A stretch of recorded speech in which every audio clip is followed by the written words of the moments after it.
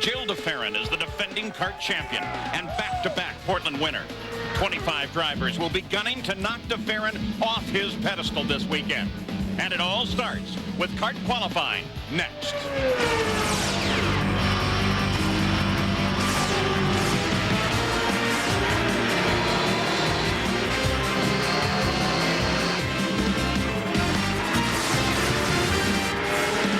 In the beautiful Pacific Northwest, the shadow of Mount Hood, Portland International Raceway, the Kart FedEx Championship Series is ready to qualify for tomorrow's running of the Portland 200.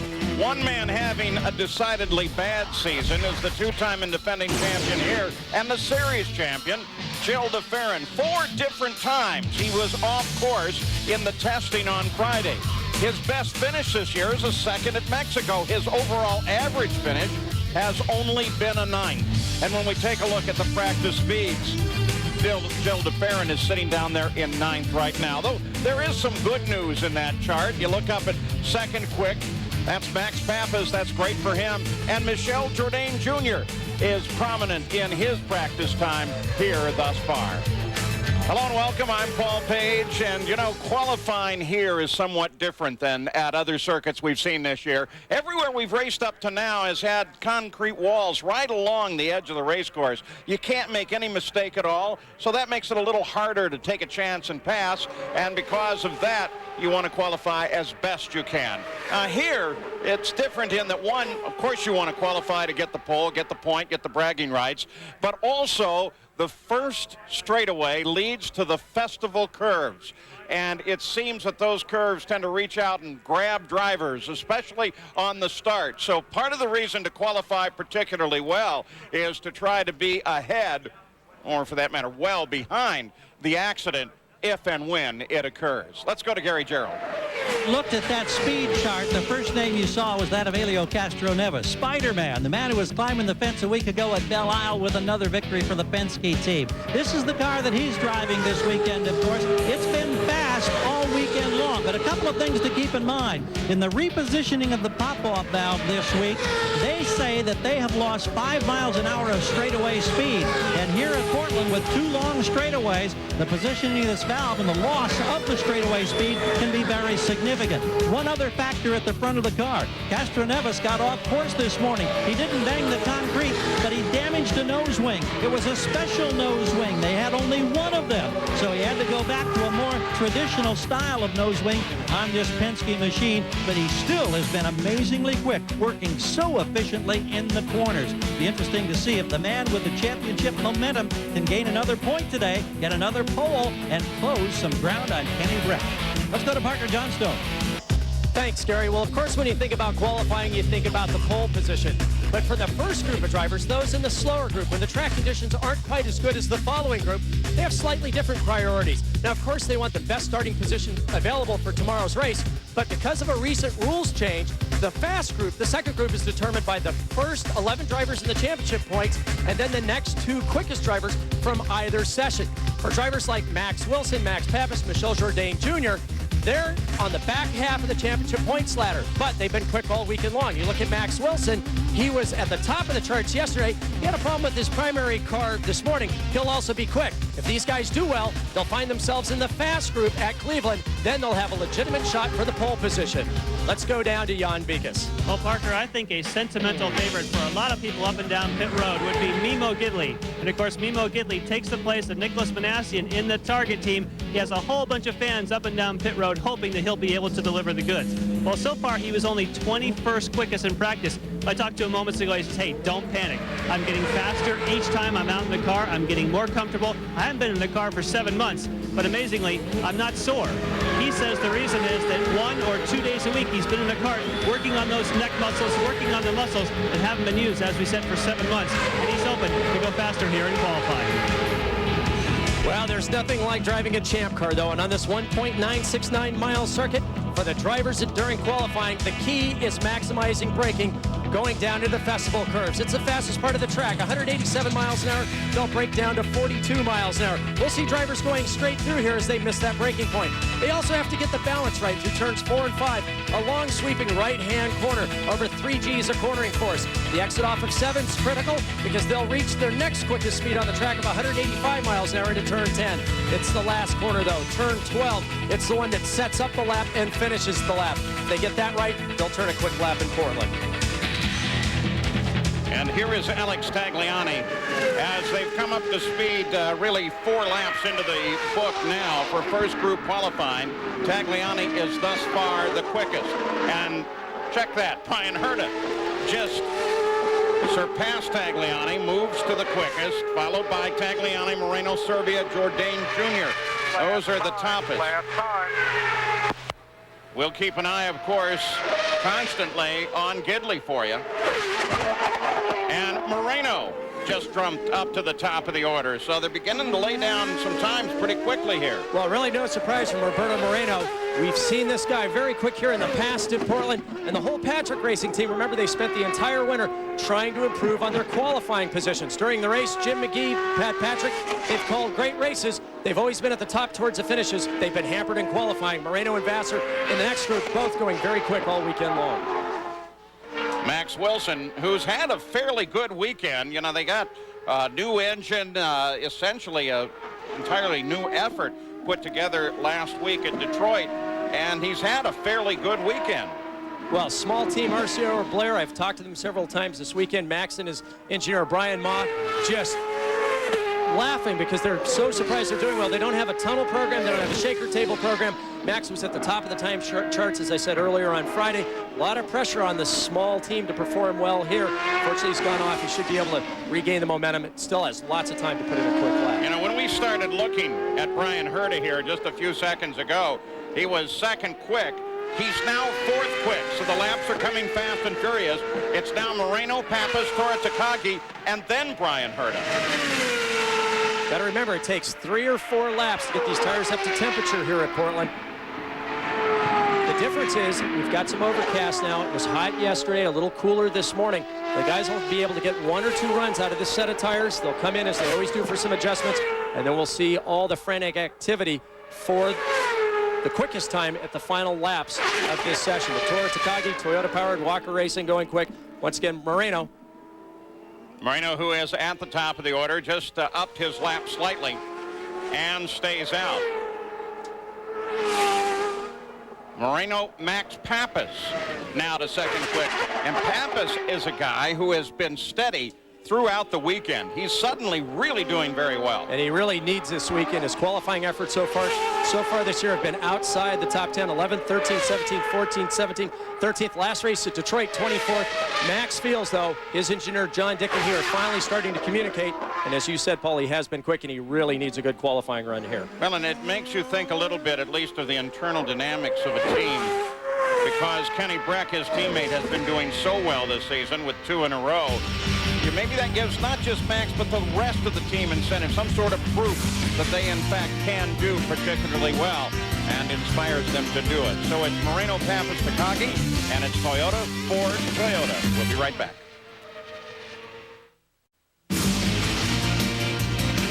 Kart qualifying on ESPN Speed World is brought to you today by Ace Hardware. Ace is the place with the helpful hardware folks. Now, the incredible beauty of the Pacific Northwest often as a backdrop to the track is the beauty of Mount Hood, Mount St. Helens, 2 of the 7 sisters. Elio Castroneves heads to Portland looking for another fence to climb. All 5 of Castroneves' kart wins have come on road circuits, making him the favorite on this road course. Elio's teammate Joe DeFerrin is the 2-time and defending Portland winner, and he is struggling. But Sunday could be another big day for Team Penske with DeFerrin and Castroneves.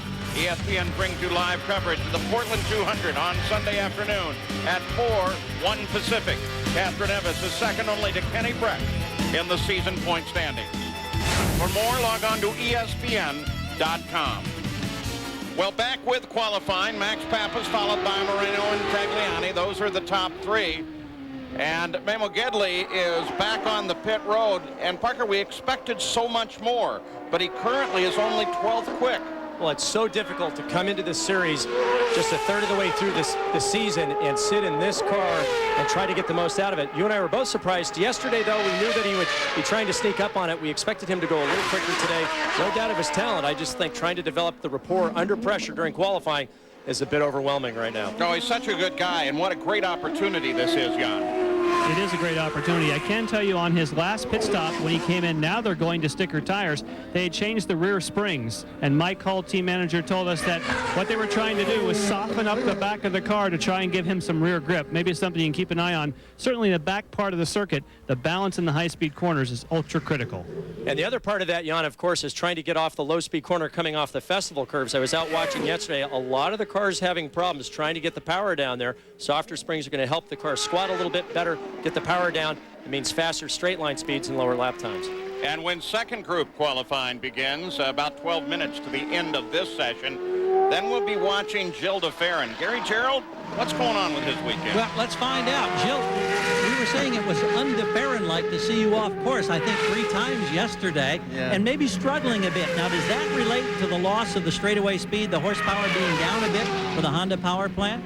Well, actually, we made a change from the morning to the afternoon and made the car a lot more oversteered than it was in the morning. So that's I was struggling with the back end there, especially going into turn 1 in the afternoon. But today it's better, so hopefully I won't embarrass myself again.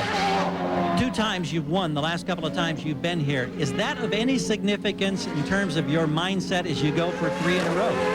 I like to think not, actually. I like to think that I approach every weekend the same, but I have to say I'm always excited packing up to come over here. It's a track that I really enjoy driving around.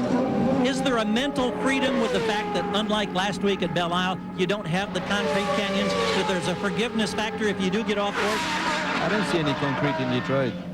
I love it. That's the mindset of an old pro right there, I guess, guys. You bet. It's just Michel Jourdain Jr. Express a little displeasure with Gidley. Michel Jourdain Jr. has a great run yesterday. Today he only lies 9th quick overall. And the problem you've got here, Paul, is that the lap starts going down into the festival curves. He goes to the right-hander, the left-hander. Gidley doesn't get out of the way quite soon enough. That means that whole lap's ruined. Now he's got to drive around another 1+ miles to get back to the start-finish line and start another lap. And one more lap on the tires, Exactly. which you really prefer had not happened. Now, is it okay if I disagree? Okay. I think possibly that he was actually signaling in favor of Gidley for getting out of the way. I'm not sure that he necessarily got held up a little bit there. That may, it's hard to tell a gesture from a positive to a negative, but kind of looked to me like Gidley got out of the way pretty quickly, and maybe Michel Jourdain appreciated it. So you thought that was a thank you wave? Yeah, that was my take on it. But Jan, you know in qualifying, because you've done this so much just like I have, is that if you're really focused in qualifying and you're trying to turn that lap, rarely do you wave thank you at a guy. Usually it's displeasure. If you've got a problem, you might come back after the session and say thank you. But I know you well enough, Jan, to know that you wouldn't give a wave during qualifying. Oh, yeah, I thank everybody as I go by. All right, you two, break it up. That's enough. That's enough. Roberto Moreno, currently 2nd quick, drives for Patrick. Pappas is still the fastest here. Moreno has not been able to match his win at Cleveland to score his 2nd. You'll notice we do have split times again on this circuit for you. If that split time goes to a minus, then that tells you you're looking at a potential pole run. In the case of Moreno, no, you're not. The provisional pole sitter is Max Pappas at 121.926 miles an hour. Elio Castroneves holds the qualifying record here at 122.767. That's 57.7. Moreno finished 2nd here last year. Keep in mind, he's coming off his best finish of the year, the podium finish in Detroit last weekend. Pappas, Moreno, Tagliani, top 3. Ford, Toyota Ford, in qualifying in Portland. consider this, Barry Bonds has 38 home runs through 73 games. Now in 98, when Mark McGwire set the home run record, Big Mac had 33 home runs through 73 games. For more, log on to ESPN.com. Welcome back to Portland. I'm Paul Page with Parker Johnstone, and we're going to give you a ride on the side pod of Mauricio Guzman, currently 8th quick in first group qualifying. Takagi off course. He's had a rough weekend, too. Well, especially in these closing moments of qualifying, you could see there he just roasted that left front tire, a huge flat spot on the top. And they're trying very, very hard. They get into, you can see this is the last corner, turn 12, coming onto the pit straightaway. Comes out of 11. Whoa! Oria Servia says, I'll be having the inside of the corner, thank you very much. Good evasive driving. And look at this flat spot that rolls up to the top of the tire there. Okay, 185 miles an hour on the brakes. Quick downshift over the curb to the left, to the right. Okay, oh, Oriol's going to let me through. Oh, I guess not. And it happens just that fast. And while that lap was underway, Mauricio Guzman was able to move his car, despite all of that, up to 5th quick. And, of course, Tora is back on the circuit. At the top, it's Pappas, Moreno, Herta, and Oriol Servia moved up to 4th quick. Quick tire change here by Walker Racing to get Tora back up. Brian Herta, the pole winner here back in 98. Kind of circuit that really suits Brian's driving style. He's very, very smooth, which is exactly what you need on the permanent road courses. But car setup here at Portland is also very important because of these long sweeping corners. The driver can't handle the car in all of the track, just in sections like this in the festival curves. Roberto Moreno. And I do hope you can tell the difference. We've been working with the audio here. Just listen as he comes down the front stretch.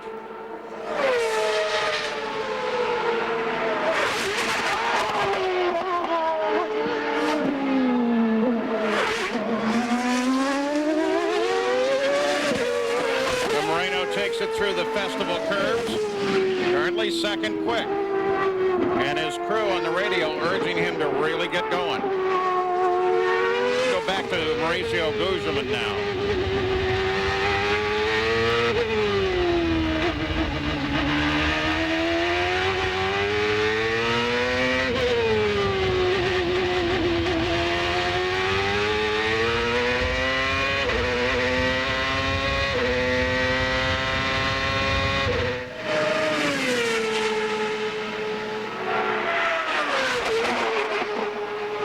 Just completed another lap and still has not substantially improved. Still 12th quick. The only car on the track slower than Gidley is Alex Zanardi. You can see Guzman coming out of the pit straight, using up every inch of road and then some. Oh, right a out to nice the tire lap, wall. moved him up to 3rd. Whoa, and I guess you can do that if you don't intend on stopping at the end of the straightaway. Well, they're only just under now 12 seconds left in the session, so he's going for one last big lap and just overcooked the braking area. Let's talk about that area in the race itself, because it really figures in. You can go in there if you can't make the corner, but you can't improve a position.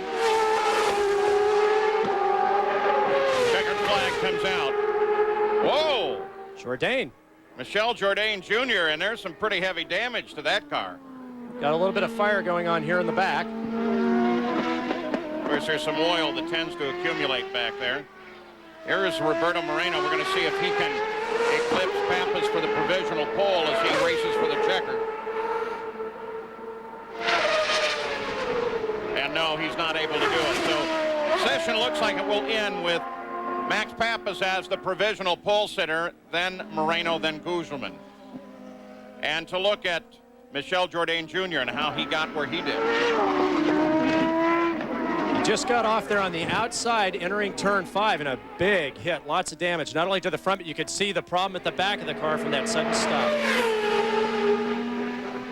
Of course, getting into those tires kept it from being a great deal more damage than it would have been. When the next session comes out, one of the drivers will be Dario Franchitti from the green team, who's been having a little trouble this week, Aaron. Well, that is true, Paul. Yeah, and I'm sorry. That's okay, Paul. Certainly on Friday, Dario, I know the car wasn't to your liking, but it seemed like a bit better today. Yeah, we made a lot of changes last night, and some real big changes actually. And the car was a lot better this morning, so we'll see what we can do here in qualifying. Is it just a case of balance? The car has to be just right on, or the times aren't there?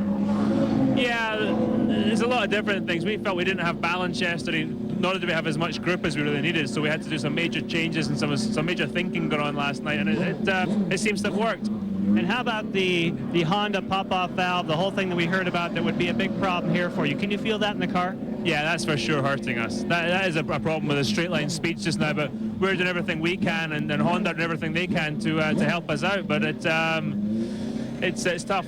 All right, thank you, Dario. Thank you. Gary?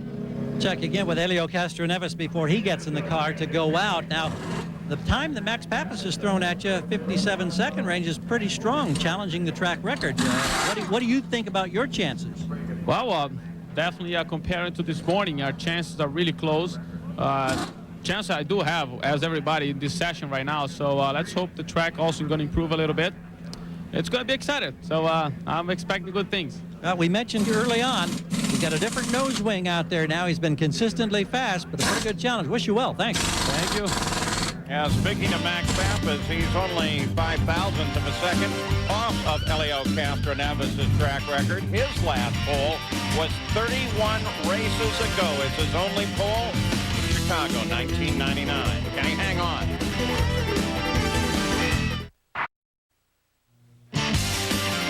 Everyone here, especially these men like Helio Castroneves and Dario Franchitti, have a clear understanding that the session that is about to begin is so very, very important. This qualifying session will help determine not only the winner, but could potentially have a major impact on the championship. There's provisional qualifying from Group 1. Interesting, Paul, when we look at the manufacturers. Remember all the controversy last week at Detroit with the new issuance of the pop-off valve. Right now it's Ford, 2 Toyotas, a Ford, first Honda. Shinji Nakano down in 7th place, but the big guns for Honda are coming out this next session. We'll see how all this plays out at a high horsepower track. The cars are rolling, coming up to speed. Last week, Larry Dixon dethroned the king of Top Fuel, and John Ford proved that he is still the man to beat after dominating Del Worsham in Funny Car. This week, BNHRA moves to St. Louis for the Sears Craftsman National. And Friday, there was a record-setting day in St. Louis as 8 track records were set in professional qualifying for the Sears Craftsman National. Gary Scalese led the way in Top Fuel, running a 4.563 lap time with a speed of 319 miles an hour. Watch final round qualifying tonight at 10 Eastern on ESPN2. Helio Castroneves waiting in the pits. He's trying to get off strategy here, Paul. Let everybody else try to turn a quick lap, and as they come in to make their first round of adjustments, the Penske Racing Team will send Castroneves out, trying to look for some clear track position. Some things to look for in this second group session. Gilles de Ferran, who has been struggling 4 times. He's been off the track this weekend. Then there's Team Green, whose cars have not been able to break out of the bottom of the order at all. What's the problem there? Can they overcome it?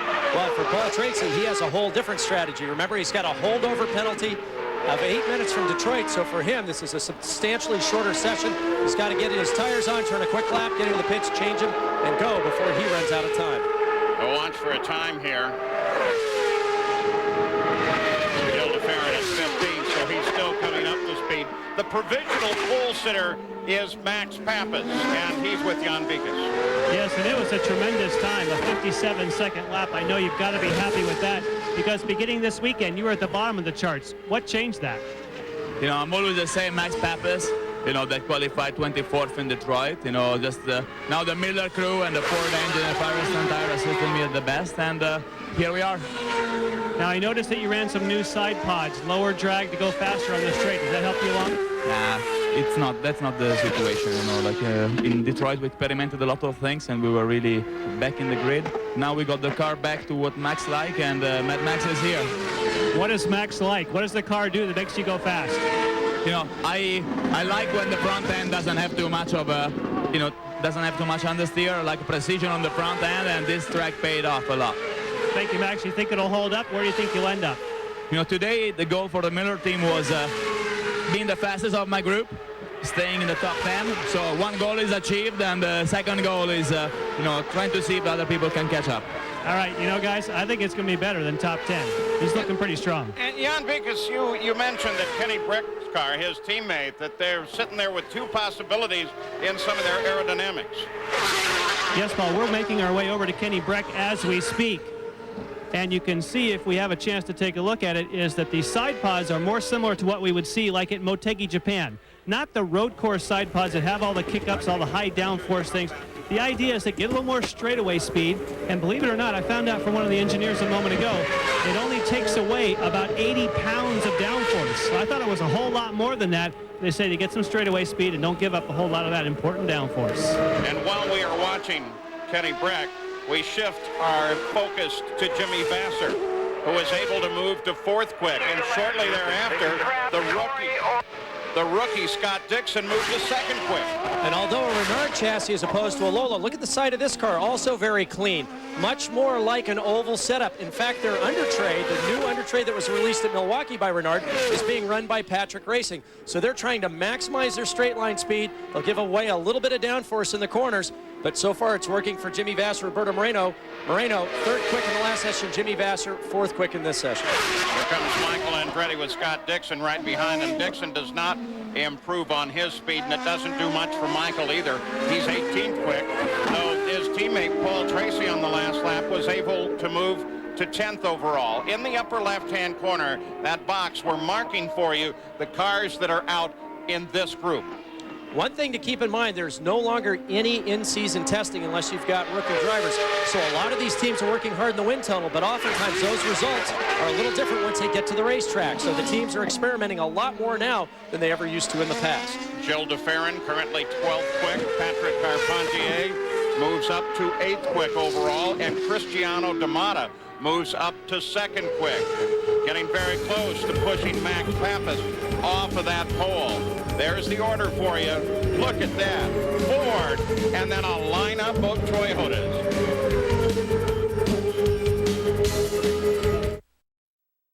Welcome back to Portland. Nothing has changed since we left you. Elio Castroneves on course has not really laid down a hot lap yet.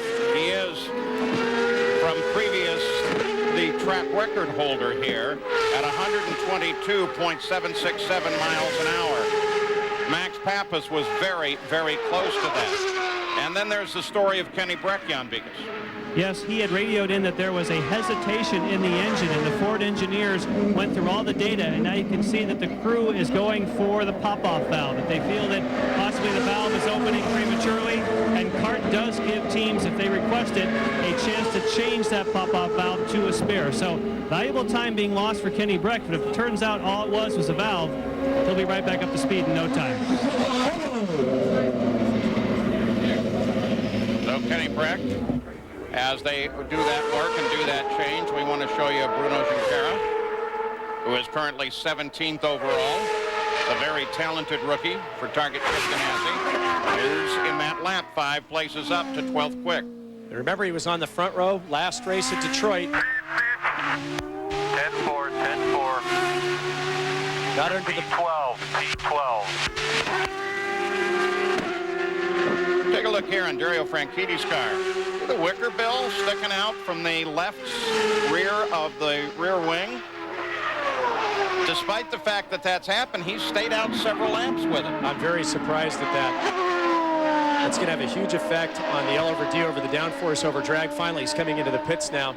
I guess he said, look, I've already put heat into these tires. There's no sense cycling them once, so let me see what I can do, and we'll fix it on the stop. Paul Tracy came in just ahead of him, and Elio Castroneves decides to use the shortcut at the festival curves. That's a right, then a left, but if you're carrying too much speed, you can go right through it. Now, what I'm beginning to wonder, Parker, is he just jumped up on that lap, is whether or not the officials are going to start wondering about those laps when they go fast and then run off through the end. Are they on the brakes Well, you can definitely, if you don't slow down a lot, you can, or even if you slow down some, you're still going to make a lot more time than going through the festival. That lap and the next lap is immediately taken away from timing and scoring. But the problem there is, Paul, is I think he did that, and then on the next lap, he was trying to go even harder, got in a little too deep. Yesterday when I was standing out there, boy, is he deep on the brakes.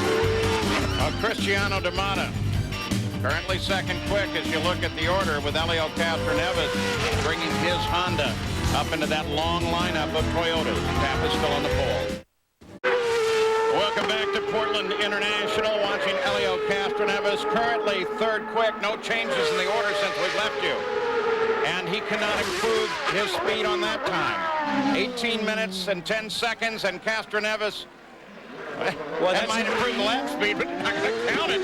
No, and that's what I was talking about. It's standing down in the festivals. There was no one braking deeper than Castroneves. The consequence, though, is if you go that extra inch too deep, you're off the road. He's just trying to maximize the straight line speed. Kenny Breck just went past the start-finish line with a big spray at the back of the car. And I'm not so sure we're not seeing a similar spray coming off of turn 12, the carousel, on Gilles de Ferran.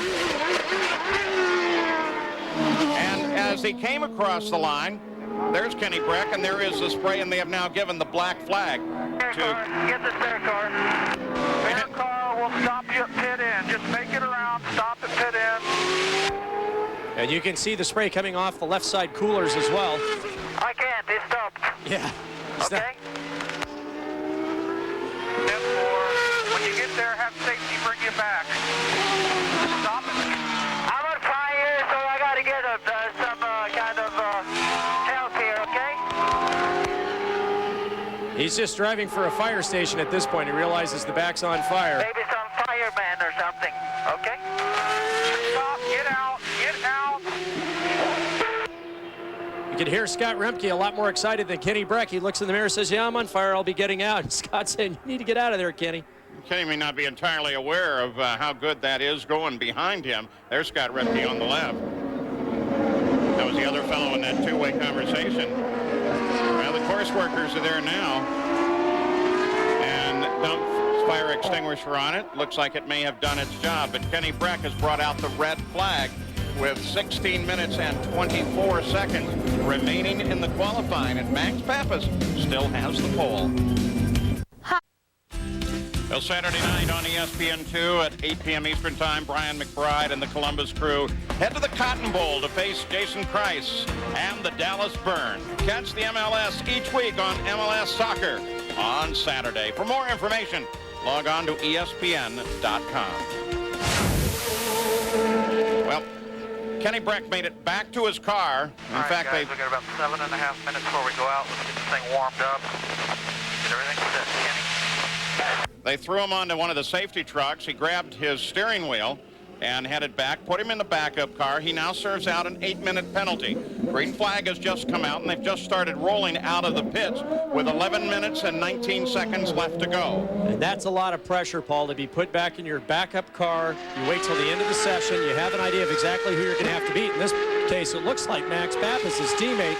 Then you've only going to have a lap or two to get heat into the tires, into the brakes, and maybe one lap to try to put in the lap that'll knock your teammate off the pole.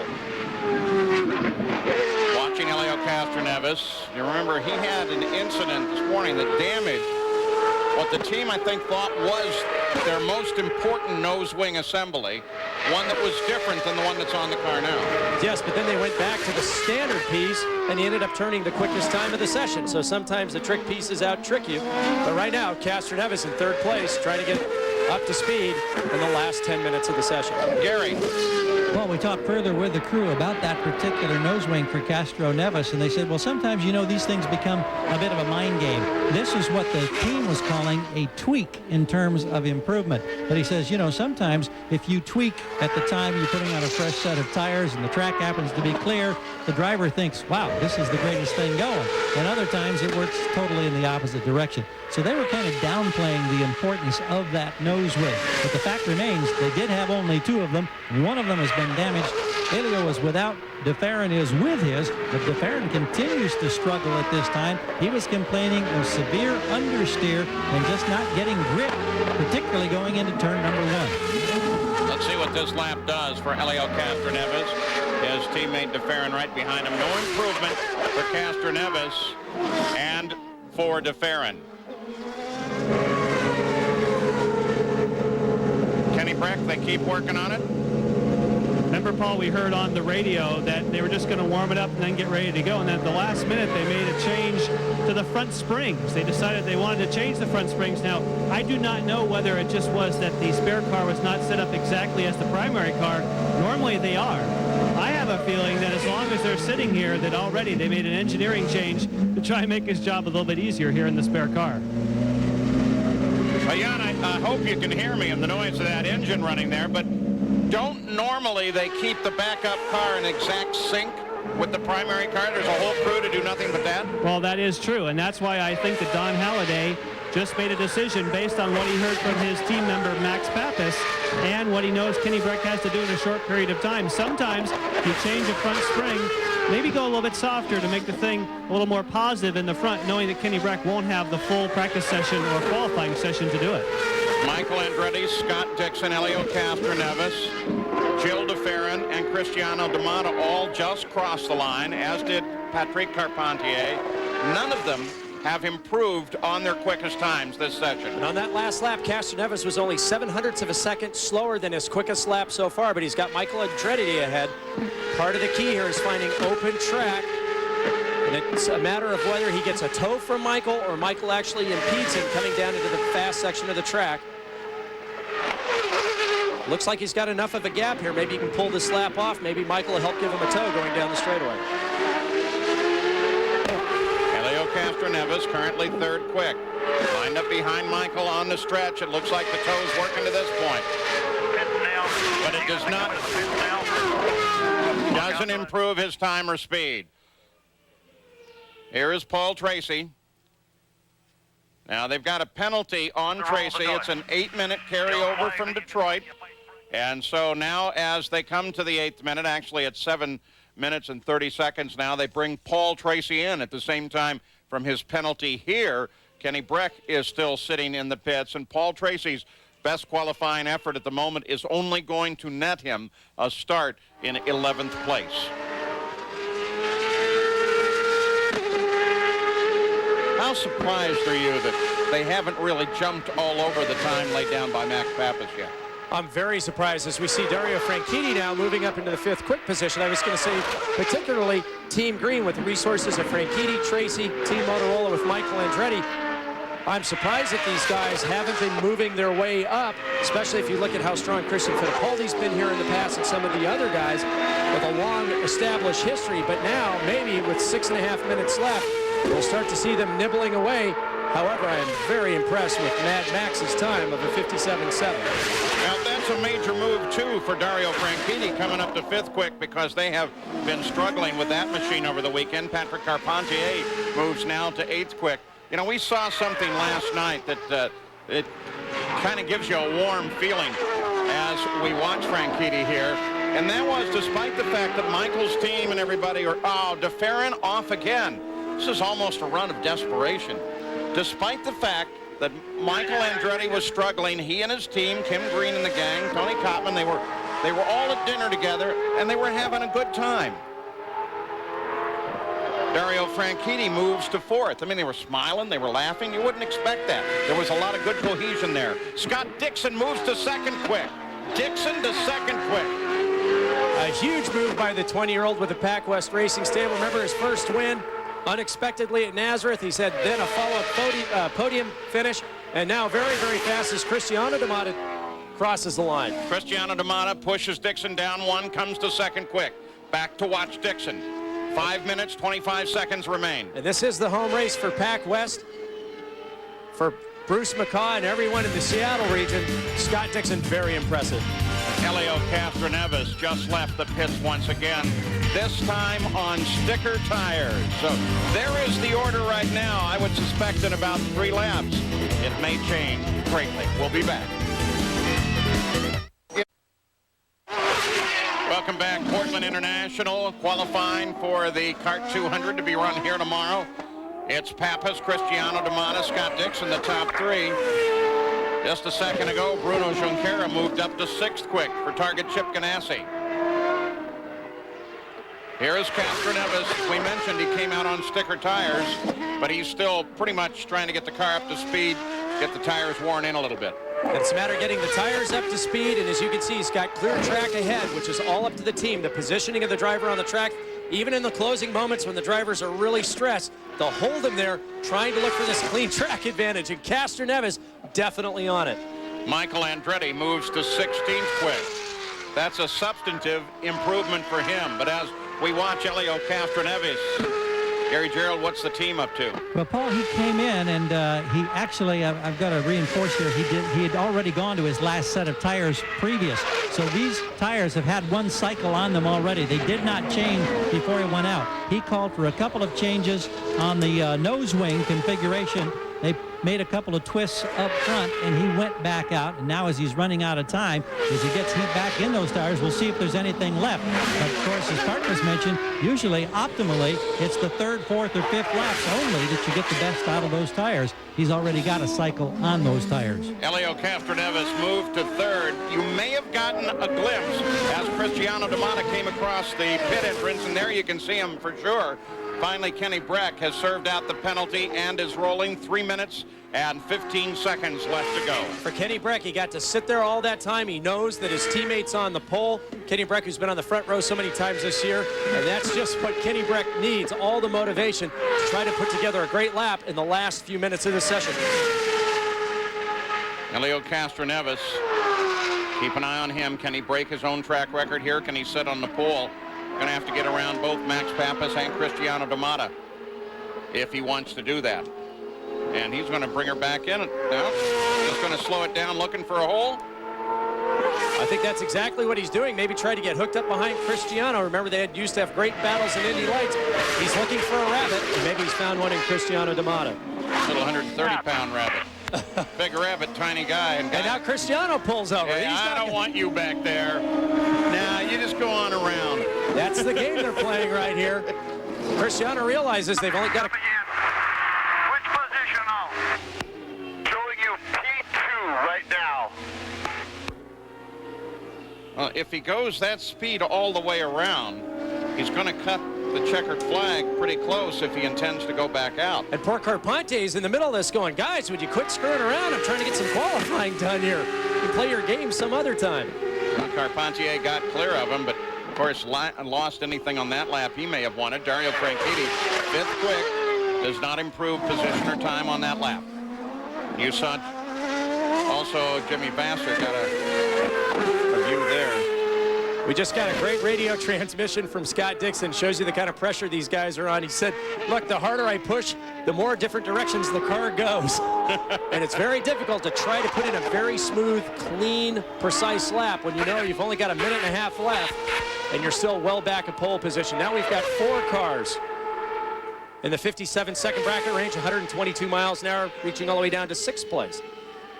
Ooh, and that's not what you want to do. You got to stay off those particular curbs. Every time you touch one, you're losing a tenth or two, scrubbing speed as you come off that last corner onto that back straightaway. Last lap for Elio didn't do anything for him. Remains third quick. Jimmy Vasser is really just coming up out of the pits. We're now counting in the last minute.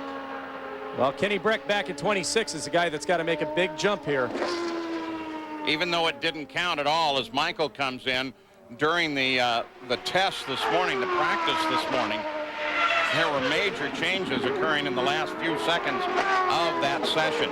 We'll see if that happens now during qualifying itself. But keep in mind, on this set of tires that Castroneves has on his car, that's what he has to start the race with. So as he stays out there and pounds away, he's taking life out of the tires for tomorrow's race. And on that cross of the line had no effect at all. Nothing changes in the order. Now they're all working on their final lap with 15 seconds now remaining. Be allowed, of course, to complete the lap. Final 10 seconds now. Oh, is he going to have the pole when this is over and do it out of the first group? Checkered flag comes out. The session isn't in. You finish the lap you're on. That's the time. Oh, how nervous can you be, Max Pappas?